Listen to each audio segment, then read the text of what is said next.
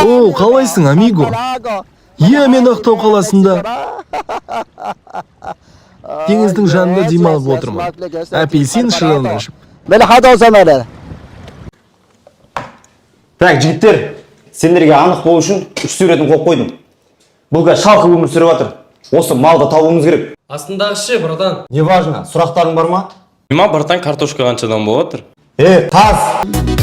Мен не қылам Ақтауымның түндері ай, Амираголдтың бриллиантын ай, Ереваннан келеді ай, арзан бағаға береді май. Деп отқан кезде Шакира апам кіріп келеді да, маған да бриллиант керек дейді. Ойба апа, қош келдіңіз, сіз ән айтып берсеңіз болды десем.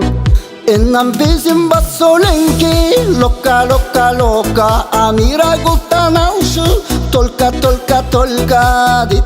Ой, Шакира апам жаным, сізді көрмегелі қай заман деп шығарып сап отсам, бір басы жылтырап біреу кіріп келе жатыр. Ой, ё-моё, сөйтсем питбул.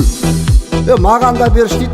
Қанша берейін десем, 1, 2, 3, 4, 1, 2, 3, 4, rumbaки, гере-гересім rumbaко, румбаси, гере-гересім rumbaко деп питбул братанға, давай братан хабарласамыз ғой деп демалайын деп отсам, Құдай берген бек кіріп келеді ғой. Ай, қуыр-қуыр-қуырмаш, маған да біреуін бере саш. Таусылып қалды аған, қамады бұл. Вообще ма? Вообще. Сіз бүйтсеңіз шаға, бұл Амираголд ай сайын Умраға жолдама ойнап тұрады. Соған ілініп кетсеңіз хотя бы демді магазин жаттында демал.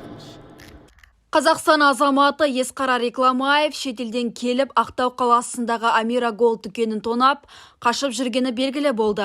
Іздеу жұмыстары жалғасуда.